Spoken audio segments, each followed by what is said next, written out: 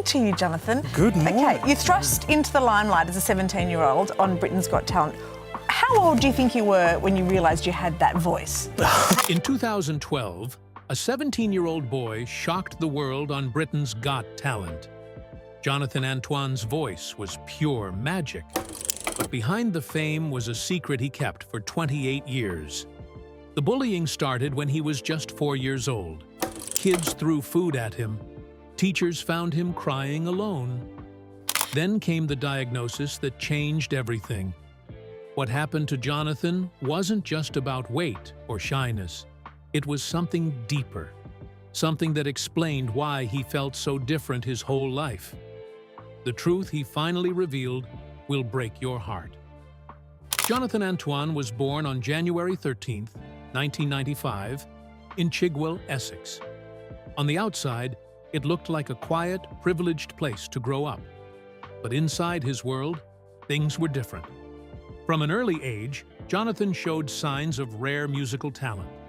By 6, he had perfect pitch, something only about 1 in 10,000 people have.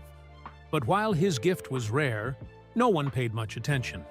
Instead, Jonathan spent his school days being bullied so badly that teachers often found him crying alone. He used to hum long melodies to calm himself down. His mother Julie later shared that during the worst moments, he would quietly compose entire songs in his head. Even though he was showing signs of depression by the age of 8, his brain was doing something extraordinary. He could hear an opera once and remember every part. Doctors would later say he had a form of musical savant syndrome, something that shows up in fewer than 1 in 1,000 people. His struggle with weight began even earlier. When he was just 4, food became the only thing that brought him comfort. By 5, he was already 40 pounds heavier than he should have been. By 6, he weighed 95 pounds, more than double the average for his age. Kids threw food at him during lunch and called him cruel names. And the more they teased him, the more he turned to eating for comfort. At 10 years old, Jonathan weighed 154 pounds. His mother tried everything. She even mortgaged their house twice just to afford therapy. But nothing seemed to work. Experts would later diagnose him with a condition called trauma-induced hyperphagia, which affects only about 2% of bullied children and leads to extreme weight gain. The moment his voice was discovered came when no one expected it. He was 10 years old, and a substitute music teacher named Mrs. Williams was holding a normal choir audition. Jonathan tried to hide behind the other kids, but once he opened his mouth, everyone heard something that didn't seem real. His voice had the strength and tone of an adult tenor. Mrs. Williams later said it sounded like Pavarotti trapped in a child's body. An analysis of that first recording showed that Jonathan's voice could hit a frequency range far beyond what most children can manage. Even more surprising, he had natural vibrato, something that usually takes singers 20 years to learn. Within just a few weeks, he was singing solos meant for adults. He didn't need a microphone. His voice was measured at 95 decibels, strong enough to fill a 2,000-seat hall. That moment was later called one of the most important discoveries in British music education. At 15, Jonathan entered the Stratford and East London Music Festival. He weighed 298 pounds and stood just over 5 feet tall. He was up against 47 other singers, many of them professionally trained for years. His biggest rival was 17-year-old Victoria Sterling, who had already sung at the Royal Opera House. Jonathan chose to sing Nessun Dorma. By the time he finished, nearly 2,000 people had packed into a space meant for 1,200. The crowd gave him a standing ovation that lasted more than 4 minutes. One of the judges, Sir David Wilcox, gave him a score of 98 out of 100, the highest ever in the festival's history. Along with a prize of £2,500, he got a recording offer. But more than that, for the first time, he felt what it was like to be cheered instead of mocked. That same year, he got accepted into the Royal Academy of Music's junior program. It was a rare moment. Out of more than 2,800 people who applied, only 23 were chosen. Jonathan's audition was nearly perfect, even though he had vomited twice beforehand due to nerves. His teacher at the academy said his voice sounded like it belonged to a trained 25-year-old. The school usually charged over £8,000 a year, but they waived the fee after his mother showed how hard things were for them financially. Jonathan's weekends became packed with training. 6 hours of singing technique, 4 hours of theory, and 2 hours of performance coaching.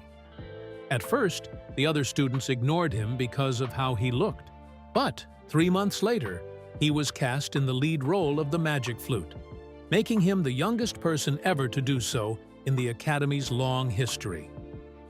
In 2011, everything began to change when Jonathan's high school music teacher, Jenny Ewington, made a bold decision. She paired Jonathan, who was 17 and still weighed over 20 stone, with a 16-year-old named Charlotte Giaconelli. Charlotte had the confidence Jonathan lacked. She'd been performing since she was 8 and loved the spotlight. Jenny wasn't guessing. She picked Charlotte because she knew her strong stage presence could balance out Jonathan's powerful but shy voice. Their first duet was The Prayer, performed in front of just 15 students. But even in that small room, Jenny knew she had found something special. Jonathan and Charlotte were complete opposites. He practiced opera for hours each day, but avoided people. She had performed in over 30 musicals by age 16 and loved every second of being on stage. But when they sang together, their voices blended in a way that felt rare. Jonathan's tenor voice reached from C3 to C5. Charlotte's soprano voice went from C4 to C6. A music producer who heard their early recordings said it was the kind of vocal pairing that only happens once in a generation. But behind the scenes, things weren't always smooth. Charlotte had to push Jonathan constantly. He would sometimes have panic attacks before rehearsals and hide in the school bathroom. She would go find him, calm him down, and pull him back to the music room. To build confidence, they started performing at local events. Between February and April of 2012, they sang at 23 venues: churches, retirement homes, weddings, even pubs. Their first paid job was an Easter service at a local church, where they earned £50 each. Then came a big moment at the Epping Forest Country Club, where they performed for 200 people at a charity dinner. The standing ovation lasted 5 minutes, and talent scouts immediately approached them. By April, they were earning £300 per performance, and 40 more venues were on a waiting list to book them. Their song list had grown to 15 pieces, but The Prayer stayed at the heart of every performance. These small shows helped Jonathan prepare for what would come next. It was Charlotte who pushed for them to audition for Britain's Got Talent. She found out about the auditions in March 2012, but Jonathan refused at first. He didn't want to go on national TV and face people mocking him for how he looked. Charlotte didn't give up. For 3 weeks, she kept asking. She even said she'd audition alone if he didn't agree. With just 13 minutes left before the deadline, she submitted their application. The video was filmed in her bedroom. Jonathan barely showed on screen and looked terrified. When the producers called, they were only interested in Charlotte, but she said it was both or neither. The audition was scheduled for April 28th at the London Palladium. Jonathan had never even taken public transport alone, so Charlotte stayed at his house the night before to make sure he wouldn't back out. When Jonathan Antoine walked onto the stage of Britain's Got Talent in 2012, he had no idea his life was about to change forever. He was only 17. He wore a simple t-shirt, had messy hair, and looked nothing like the performers who usually impressed the judges. But what happened next would stun millions. Before Jonathan even sang a note, Simon Cowell turned to fellow judge Carmen Electra and made a cruel remark. He said, "Just when you thought it couldn't get any worse." That comment was caught on camera. It was brutal, and it was only based on how Jonathan looked. But Jonathan expected it. He later said, "I don't look like a standard performer. I just went out there in my normal clothes." That moment became one of the most unforgettable pre-performance clips in BGT history. Then came the song, The Prayer. It was a powerful duet made famous by Andrea Bocelli and Celine Dion. Jonathan didn't choose it himself. His music teacher, Jeanette Brown, had asked him and his singing partner, Charlotte Giaconelli, to perform it at her wedding. As soon as Jonathan began to sing, the entire room changed. Within seconds, the audience was on their feet. People were crying. Simon Cowell's jaw dropped. All 4 judges gave them a yes. It wasn't just a good performance, it was a breakthrough. What shocked everyone even more was Simon's reaction afterward. The same man who mocked Jonathan minutes before was now comparing him to Luciano Pavarotti. He said, "You're a future star." Experts backed him up. Jonathan's voice was already showing vocal maturity beyond his age. They said he had the range and control of someone twice as old. The performance quickly went viral. The audition video was uploaded on March 24, 2012. In just weeks, it had more than 2.6 million views. Soon, it became the most viewed TV audition in the world. International media picked it up. People began comparing Jonathan to Susan Boyle. Even religious leaders like Pastor Vadi Bosham were sharing the video and calling it a great story. Jonathan had gone from a bullied teenager to an international star overnight. But the journey was far from easy. Jonathan's past was filled with pain. At 280 pounds, he had been bullied for years. He once had a nervous breakdown at school and became a recluse. His mother, Tracy, said he would hide under a big jumper and never leave the house. So when he walked onto the BGT stage, it wasn't just a performance. It was a victory. The pressure didn't stop there. During the semifinals, Jonathan had to fight off anxiety just to stay calm. Charlotte was panicking too, but Jonathan had learned breathing exercises to control his fear. He had to sit down before singing to steady himself. Their performance of Caruso won over the audience again. And by that point, even Simon Cowell admitted they were his favorite act in the entire show. Still, controversy struck again. Simon shocked everyone when he told Jonathan to ditch Charlotte and go solo. Jonathan didn't even hesitate. He refused. "We've come on here as a duo, and we're going to stay here as a duo," he said. That moment earned him even more respect. In the final, they were expected to win, but the results crushed their hopes. Ashley Butler and her dog Pudsey took the top prize with 39% of the public vote. Jonathan and Charlotte came second, with 25.8%. It was a huge surprise. Their fans were heartbroken. Many felt it wasn't about talent anymore, but popularity. Simon Cowell didn't waste time. The day after the finale, he signed Jonathan and Charlotte to a record deal worth £1 million. Their debut album, Together, was released that September and reached the top 10 in the UK albums chart. Simon timed the release carefully to line up with the X Factor's live shows. He knew they had to strike, while the memory of their performance was still fresh. Jonathan was stunned. "I'm still pinching myself that we are actually making our own CD," he said. The album featured the songs that had made them famous, including The Prayer and Caruso. It sold over 250,000 copies. Simon said their album would be stunning, and it was. A year later, they released a second album called Perhaps Love. It came out on October 14, 2013. Like their first, It reached number 5 on the UK chart. But something had changed. The album had more modern interpretations, not just classical songs. That shift revealed a deeper problem. Jonathan and Charlotte wanted different things. Jonathan was drawn to opera and serious classical music. Charlotte leaned toward musical theater and more modern styles.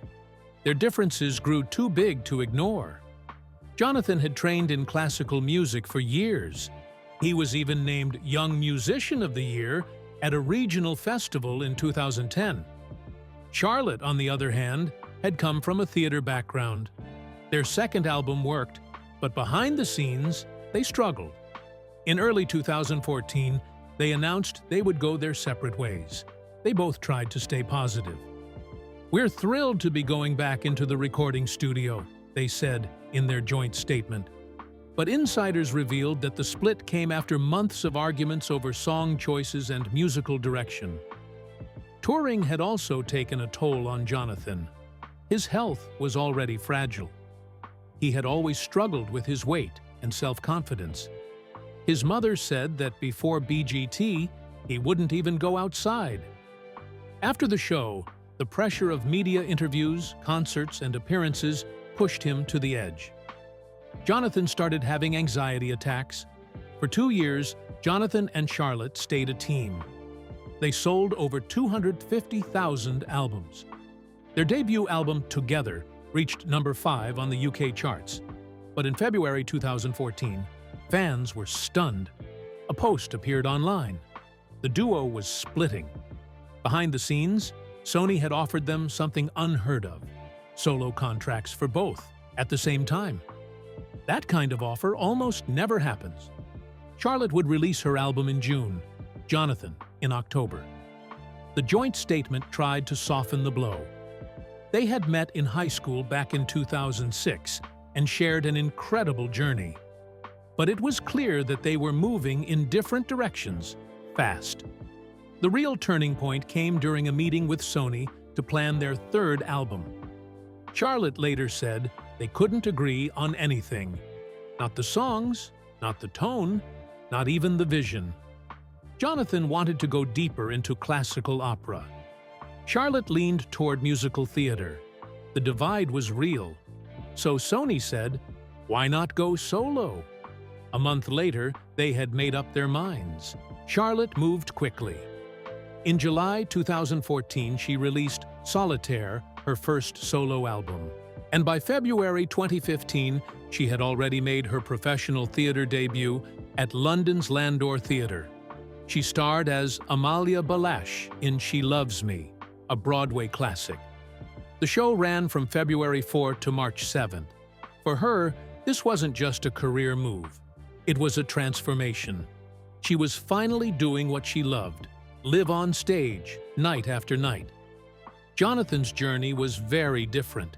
He didn't jump in with confidence. He was afraid. At just 19, he wasn't sure if he could do it alone. Charlotte had always been the one with stage presence.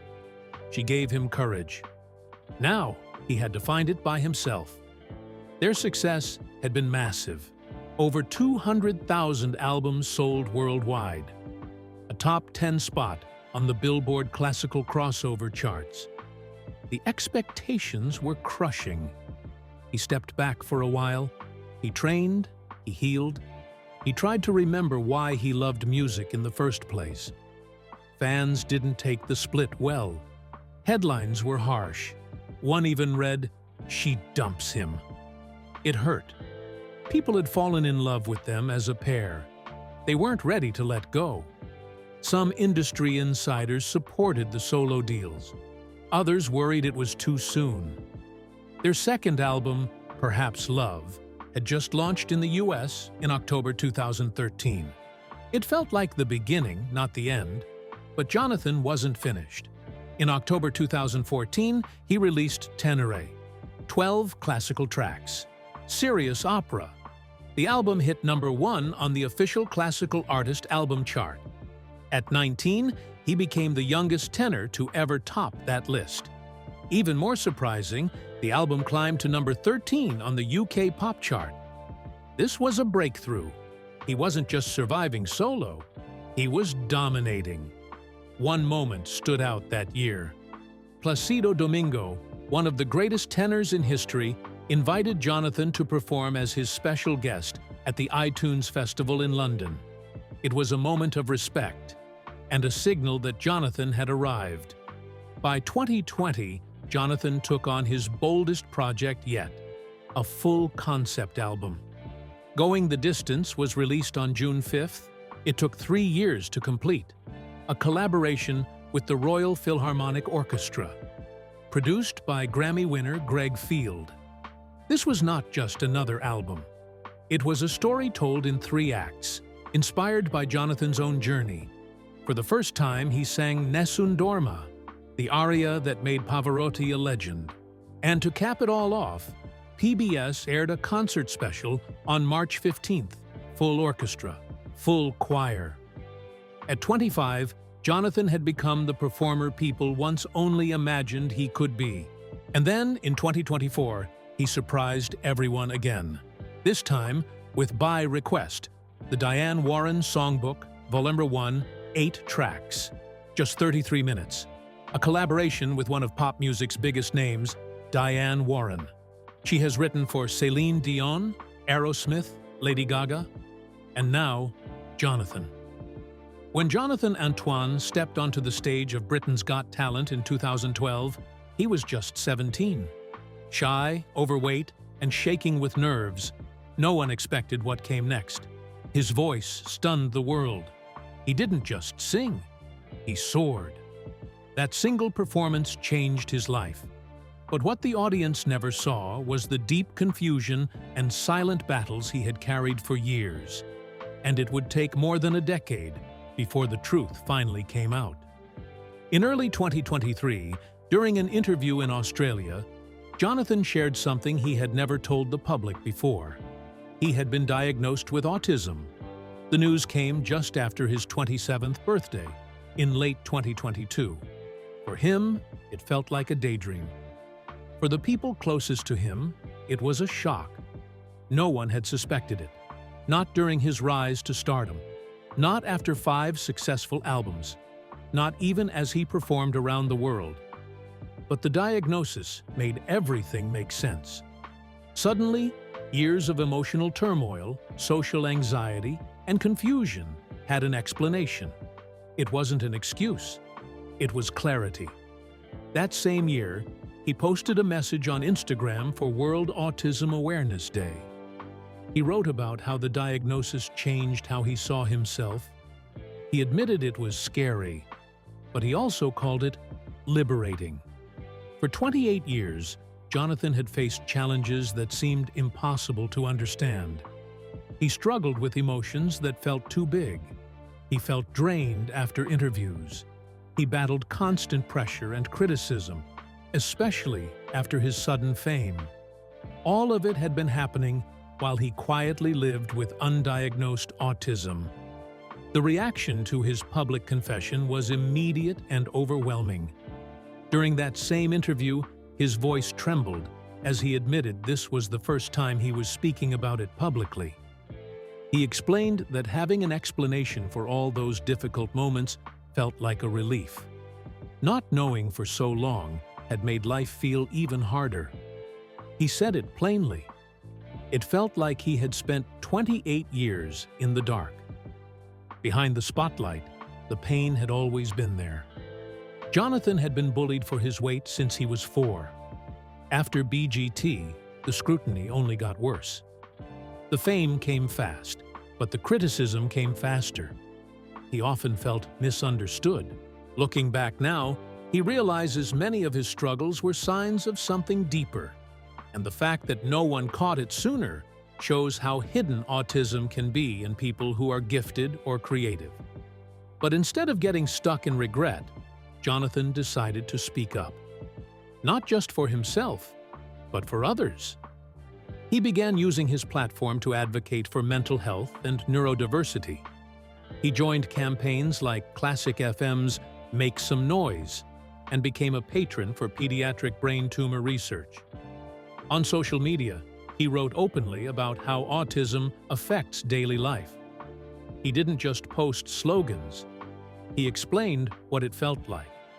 He wanted to help others who might be struggling in silence, just like he had for 28 years. His voice reached millions, and that made his words matter. But his personal journey didn't stop there. Around the same time he was coming to terms with autism, he was also changing his body. Jonathan had struggled with his weight his entire life. By the time he appeared on BGT, he weighed about 280 pounds. But in the years that followed, he made a huge shift. In 2013, he joined Weight Watchers and lost more than 50 pounds in just 4 months. Eventually, he lost 5 stone, or 70 pounds, and he kept it off. The transformation was so drastic that fans sometimes didn't recognize him in photos. But it wasn't just about appearances. It was about feeling healthier and more in control. One big reason he had struggled with weight loss in the past was an undiagnosed thyroid condition. Once doctors found it, everything changed. He finally understood why losing weight had always been so difficult. Managing the thyroid issue gave him the boost he needed, and he used it. He built a daily routine that became sacred. Starting January 12th, he committed to walking 10,000 steps a day. Since then, he has only missed 2 days. No matter where he was or what he had to do, he stuck to it. He would even pace around in one spot to hit his goal. For him, walking wasn't just exercise. It was a way to take charge of his life. It burned calories, it cleared his mind, and it gave him structure. Some days, it was the one thing that helped him feel in control. He later said, "I feel stronger and healthier than I have in 10 years." That means the last time he felt this good was back when his career had just started. He still has more goals to reach, but now he's doing it with more clarity, more strength, and more peace. Taking back his health also helped him heal mentally. It wasn't just about numbers on a scale. It was about fighting back after years of feeling stuck. Through it all, Jonathan found love in a very unexpected way. He met Canadian waitress Michelle Doucet online through a web chat service. Their relationship started at a time when he felt lost. He had just parted ways with his longtime duet partner, Charlotte Giaconelli, and was trying to figure out who he was as a solo artist. Michelle gave him stability and encouragement. She became his muse and helped him rebuild his confidence. She even inspired his album Belief, and he openly called her the light of his life. Even though they lived in different countries, Michelle often traveled from Canada to support Jonathan. Their relationship became public in 2016, and they appeared together at the film premiere of Florence Foster Jenkins. Michelle wasn't just someone in the background. She played an active role in Jonathan's creative process. He said she understood him perfectly. That support became even more valuable as he dealt with the emotional weight of his autism diagnosis and the demands of his career. Meanwhile, his connection with Charlotte faded. Fans often wondered if they still talked, but in a 2017 interview, Jonathan said they barely spoke anymore. He explained that when you're working non-stop, there isn't time for old friendships. Their split happened after a meeting with Sony, where they couldn't agree on songs for a third album. Eventually, the label suggested doing solo projects. It was an emotional decision, and it took them a month to decide. But when they did, there was no going back. Now, Jonathan is preparing to tell his full story on film. A documentary about his life is in the works, with plans to begin production in 2023 or 2024. The project is led by David J. Baird and might be called Beyond the High Sea. It will explore the deep bullying Jonathan faced as a child and follow his journey from isolation to international acclaim. The film promises to reveal things the public has never seen, including footage from his early career and insights into his recent diagnosis. It could be the most complete portrait of Jonathan ever made. Even with all his personal challenges, Jonathan has built an impressive career.